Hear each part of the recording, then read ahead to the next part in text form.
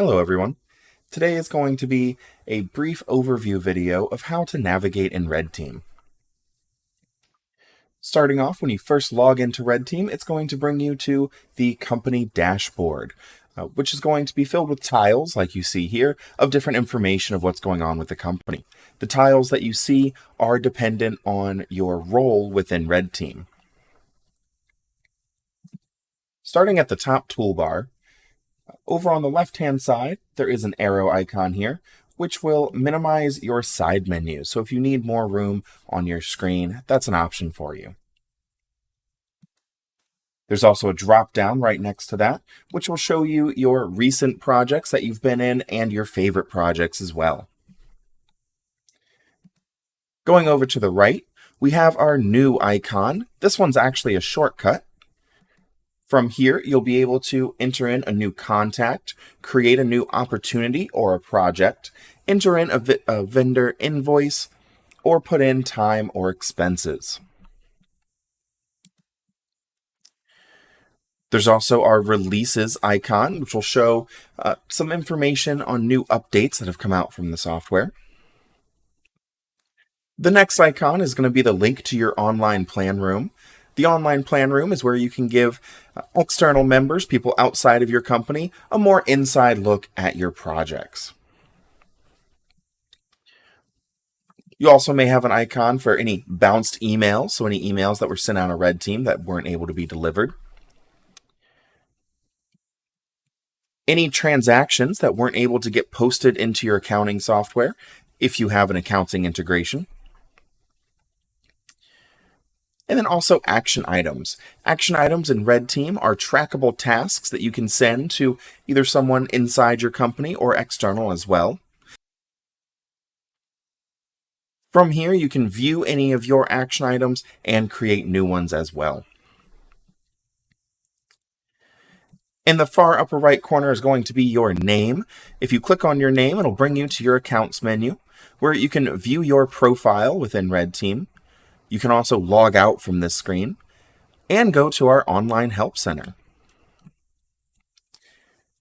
In our online help center, you'll be able to view all of our training videos, any webinars that we have, and also written wiki articles. Back over on the left-hand side, we have our side menus. First option being a search bar. You can search for a company, contact, or project from here. But moving down from the dashboard, we have our employees. This is where you can view your complete list of employees. If you click on someone's name, you can go into their profile, make any edits, and also from here, you can click the new sign if you ever need to add employees. Down again is equipment. Come in here and enter in any equipment that your company owns or is renting, and then you would be able to assign that equipment out. So you would assign it to an employee as a custodian, and then to a job site as where it's going to be used. And then once they are finished with that equipment, you can also come back in here and return that as well. Next will be your companies. And we split your companies into 3 different types. We have vendors, customers, and third parties.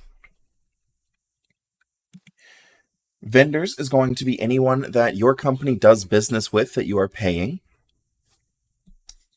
And I like to point out over on the right-hand side again, before we move forward, just what a few of these icons are. They're going to be very similar in most all of these pages. This first one being the new icon. This will allow you to create a new item. Where we're at here, it would be creating a new vendor.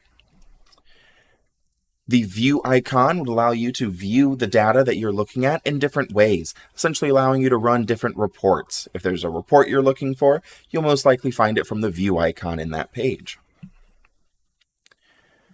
Filter just allows you to filter the data that you're looking at so you can look at more specifics.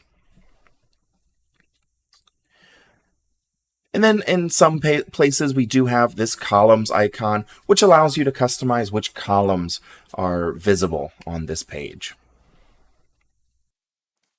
From the vendor overview page, you can view all vendors. any invoice and payments entered in from your vendors, any open commitments and claims. You could also click on a profile or click on the name to go to a profile, and then view specific invoices and payments made from that vendor. Below vendors is going to be your customers. Very similar look and feel. That'll bring you to an overview page where you can view invoices and payments up at the top, or you could click on a name to go to that profile, make any edits if you need to, and also view specific invoices, payments from that customer. And then finally, we have third parties. Third parties is reserved more for architects, engineers, people that you work alongside with, but there's not necessarily an exchange of money. And then below companies is going to be contacts. This is going to be a list of all the contacts that you have from your companies that we just looked at. Below that is going to be opportunities. From the opportunities overview page, you could, as always, click on an opportunity name to go to that opportunity. Click the plus sign to create a new one. But this is what's going to primarily be used by your business development or perhaps a marketing team. I like to think of an opportunity as a pre-project almost. They are used for gathering information, and then they'll be able to turn into a project here from the opportunities page. Below opportunities is going to be projects. As always, it's going to bring you to an overview page where you can view your favorite or all open projects. You could click on a project name and number to go to that project, where it'll first bring you to a project dashboard, very similar to the company dashboard we saw at the beginning, but this one only has specific project information. Up at the top is going to be your status bar, telling you what current status the project is in. All projects are going to start in draft and then could move into request, where you're going to build your proposal, where you have sent out your customer proposal, and then in progress once work is ready to begin. And finally, all jobs would end out being closed. On the status bar, we have our home icon, where you could easily navigate your project. We have our pre-construction and contracting menu, change management and submittal management, performance management, job site management, financial management, and a handful of reports that you could get to from here. Also, at the bottom of this page is the forwarding email. If there's any project information you want stored here in RedTeam, do feel free to CC or forward an email to that email address. It will be stored as a closed item in the dialog tab of each project. Moving down from projects will be transactions. In the transaction menu, this is where all of your financial transactions are going to be stored. These will be vendor invoices, customer billing, employee time, and employee expenses that have been entered in. I also like to note from this page, you can click the new icon, which will allow you to upload a backlog of information if you need to do that.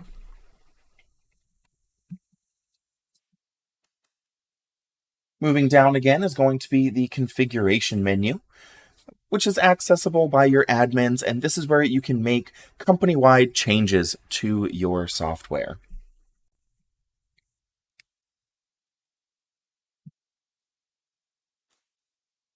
Last menu is going to be our apps page, which is going to show all of the third-party apps that you're able to connect RedTeam to. And then finally, at the very bottom, we do have our chat icon here. We'll open up a live chat, allowing you to chat with one of our service agents.